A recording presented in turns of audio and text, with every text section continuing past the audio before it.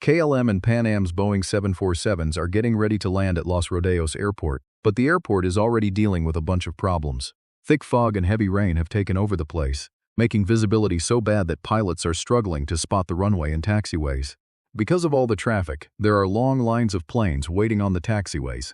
The Pan Am plane, which was on the taxiway, has now moved onto the main runway, but the KLM pilots have no idea that the Pan Am plane is sitting right on the same runway where they're about to take off. Communication glitches and misunderstandings have made the situation even more tense. The KLM pilot gets clearance to take off but has no idea that a Pan Am plane is already on the runway. Both planes are getting dangerously close to each other. The pilots have less and less time to make a decision, and with every passing second, the risk of a crash grows. If the pilots don't make the right call in the next few minutes, it could become the biggest plane crash in history. Will they manage to stop their planes safely? Or this day would be forever remembered in history. This is the story of the Tenerife airport disaster on March 1977. It started like any other normal day at New York's John F. Kennedy International Airport. Captain Victor Grubb and his crew began their duty for Pan American Airways Flight 1736. Flight 1736 had started from Los Angeles International Airport and had a stopover at JFK in New York.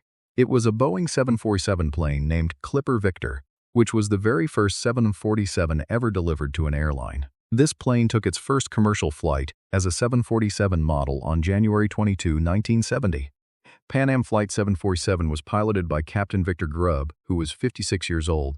He was accompanied by First Officer Robert L. Bragg and Flight Engineer George Vans. This experienced team had a combined total of 47,000 flight hours. They were flying from New York to Las Palmas, which is the capital of the Canary Islands, located on Gran Canaria Island. This island lies about 100 kilometers west of the Moroccan coast and is known for its warm, because of its tropical and subtropical climate. This place is a major attraction for tourists from Europe and all over the world. There were 380 passengers on this plane, most of whom were retired, but there were also 2 kids. After arriving in New York, 14 passengers and crew members were changed. The new crew included Captain Victor Grubb, First Officer Robert Bragg, and Flight Engineer George Vans. The flight in New York was delayed by 45 minutes, which also caused the flight to Las Palmas to start a bit late. At 7:04, Pan Am Flight 736 took off from New York. At the same time that a flight took off from JFK International Airport, the crew of KLM Royal Dutch Airlines Flight 4805 was also starting their journey at Schiphol Airport in Amsterdam. KLM Flight 4805 was a Boeing 747 named Rhine. On board were 14 crew members and 235 passengers, including 52 children. Most of the passengers were Dutch, along with 4 Germans, 2 Austrians, and 2 Americans who were heading out for a short vacation. The flight was commanded by Captain Jacob Veldhuizen Vans Zanten, who was 50 years old. With him was the first officer. The class was taught by Myers and flight engineer William Schrader. This flight was also chartered by Holland International Travel Group and was supposed to land at Gran Canaria Airport. Both flights were headed to Gran Canaria Airport, which is the biggest airport in the Canary Islands. But on the same day, a group called MPA-IAC was demanding independence for the island. This group was using both violent and non-violent methods to achieve their goals, and 2 young men from that group were at the Gran Canaria Airport terminal. They enter the building and leave a bag near the flower shop before walking away.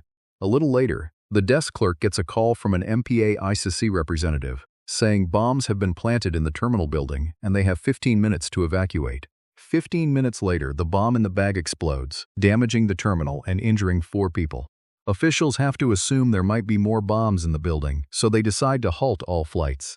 Because the airport is shut down, both flights were diverted from Gran Canaria Airport to Los Rodeos, about 110 kilometers away, which is now known as Tenerife Airport.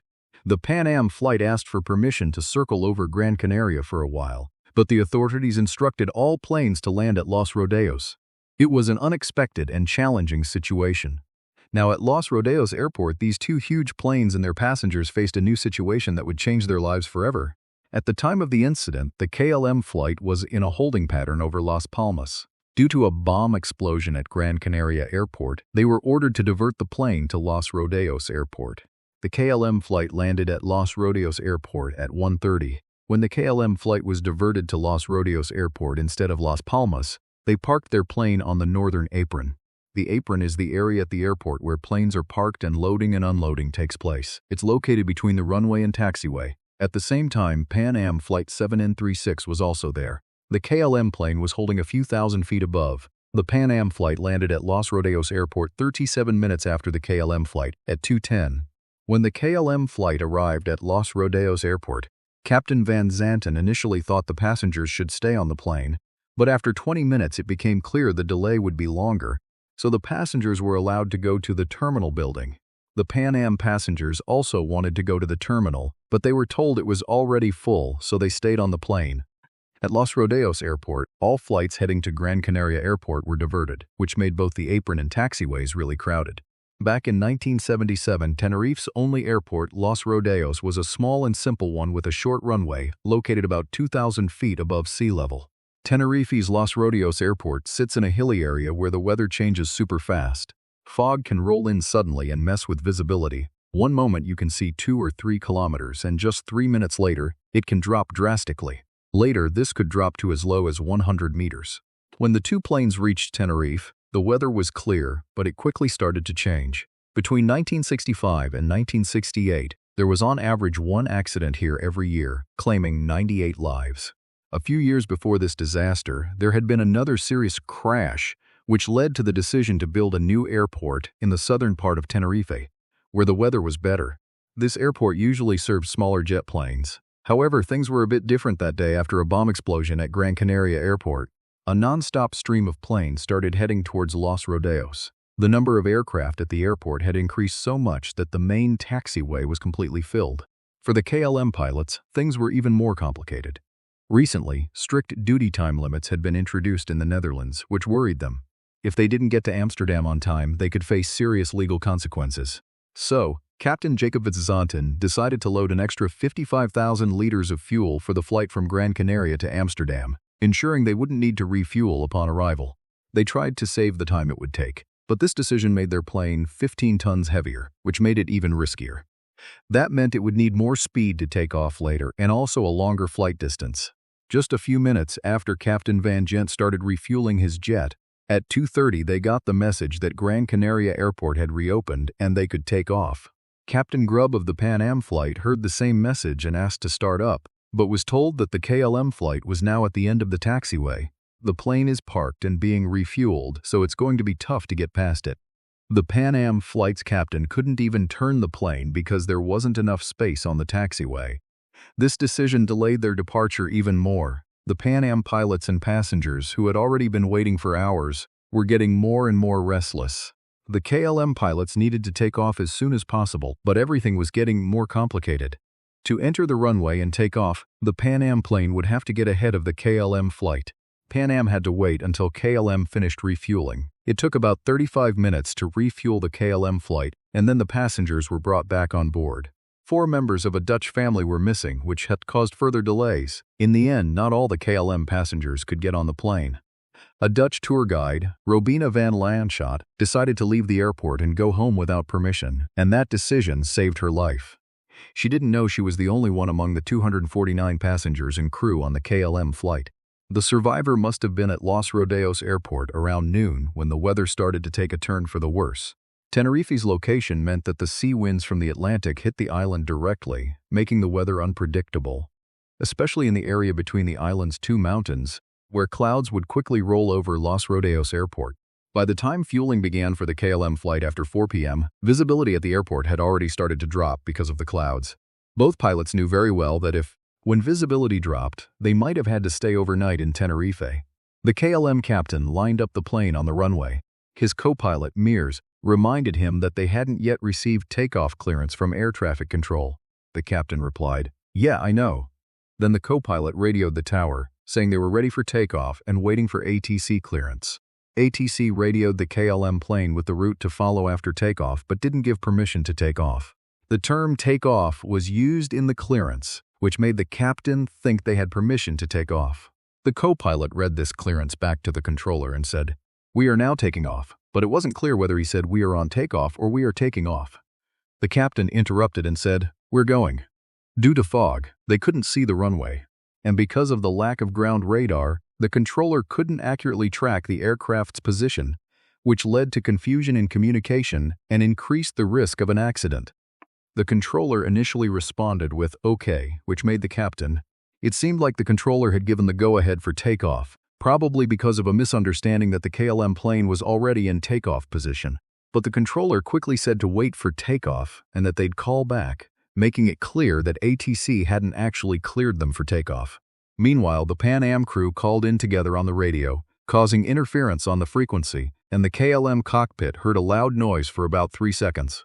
Because of this interference, the KLM crew missed an important part of the tower's instructions. The Pan Am crew's message was that they were still taxiing on the runway, Clipper 1736. But this message didn't reach the KLM crew because of interference. If the KLM captain had heard it, they would have known the situation and stopped the takeoff. Due to the fog, both crews couldn't see each other on the runway. There was no ground radar on the runway either, so the control tower couldn't see them. The tower instructed the Pan Am crew to report once they were clear of the runway. Pan Am crew, the crew replied, "Okay, we'll report once we get clearance." Hearing this, the KLM flight engineer asked his pilots if the Pan Am plane was clear. The KLM captain firmly said, "Oh yeah," and continued with the takeoff. The KLM pilots thought the Pan Am plane had already left the runway, so they started their takeoff.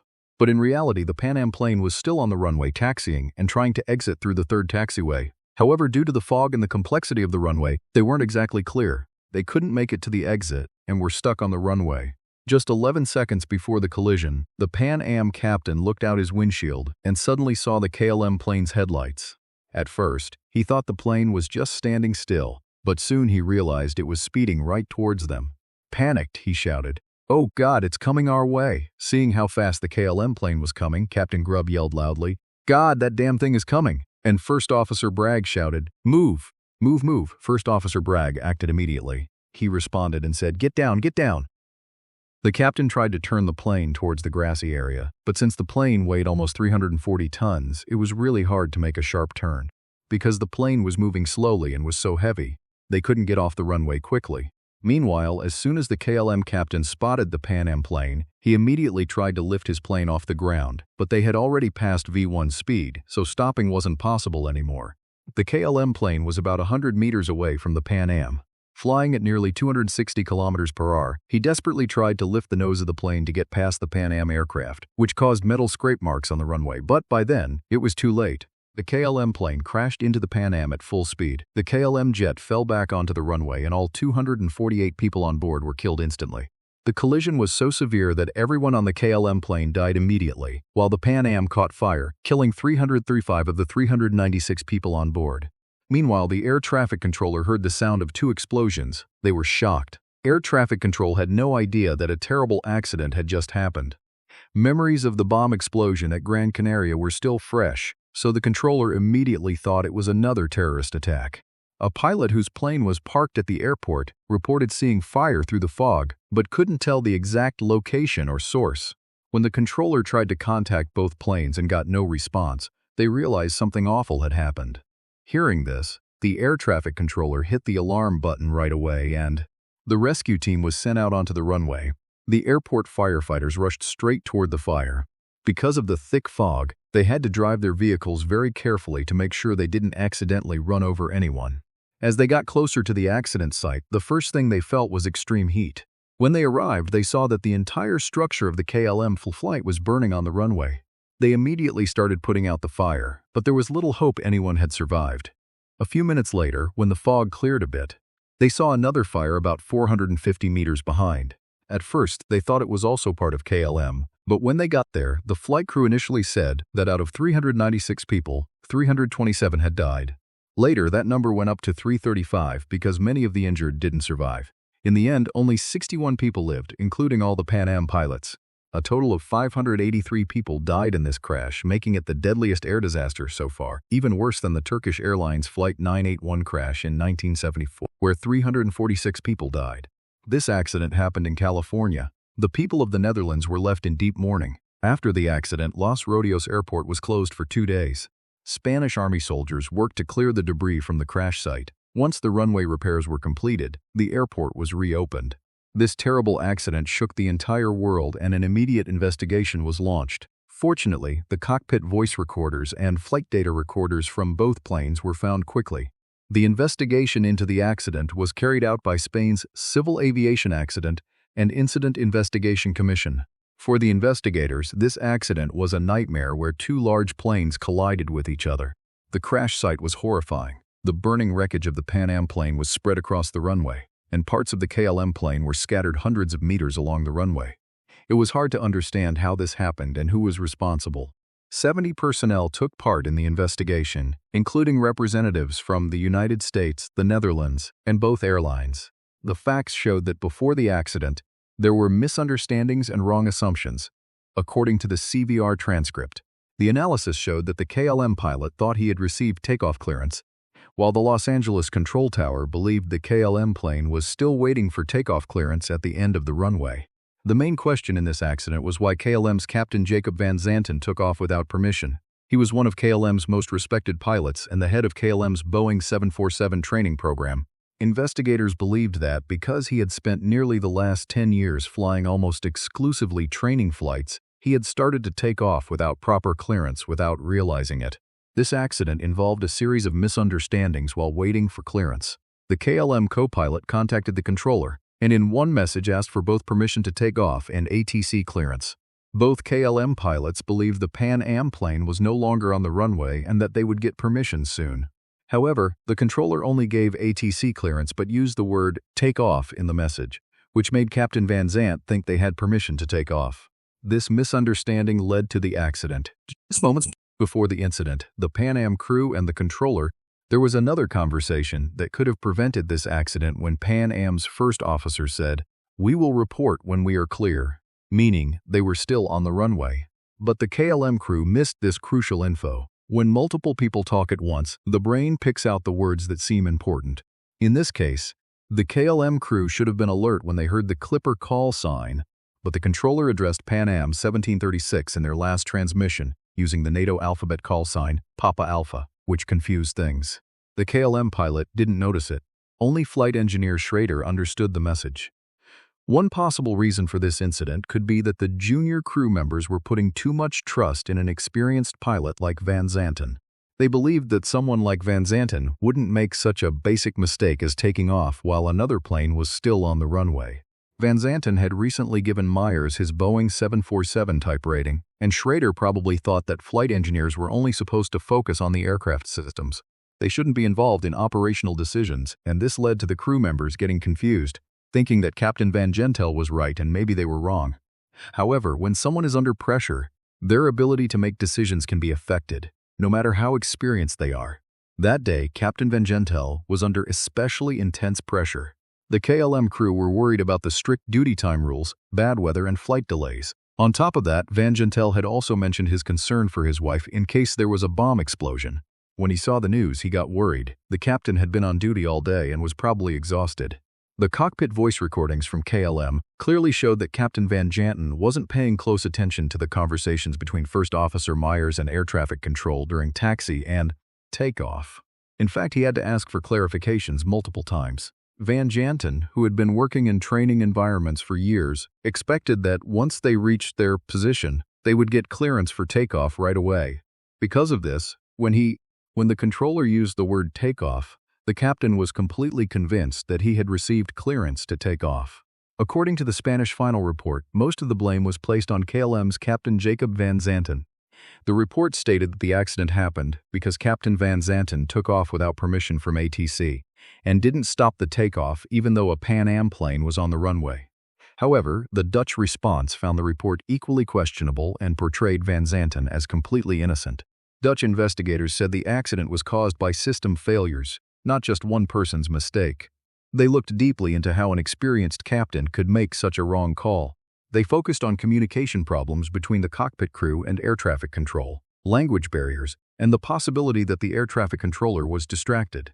The ATC tapes had some background noise suggesting the controller might have been watching a football match. The Tenerife crash, which killed 583 people, is considered one of the deadliest events in aviation history. There were several factors that led to the accident, like sudden fog that seriously reduced visibility, difficulty hearing messages because of overlapping radio transmissions, and unclear phrases used by KLM's first officer like "we are taking off." Also, the Pan Am plane didn't leave the runway from the third exit as instructed, which caused the collision on the runway. As a result of this tragedy, many important changes were made in aviation procedures. Now, the term takeoff is only used when actual takeoff clearance is given, and pilots make sure communication is clear. Mutual understanding between ATC and the crew was confirmed. This accident also gave a big boost to the concept of crew resource management, which emphasized teamwork and open communication in the cockpit. After this incident, a new airport was opened on Tenerife Island, and a memorial was set up at the crash site to remind everyone of the tragedy's impact and the importance of aviation safety. First of all, a heartfelt thank you to all of you. Millions watched, liked, and appreciated my previous video with your lovely comments. I'm super happy and motivated. I'm truly grateful from the bottom of my heart for every single view, like, and comment. None of this would be possible without you. So thank you once again. I promise to keep bringing you awesome and exciting videos like this. If you love heart-stopping stories,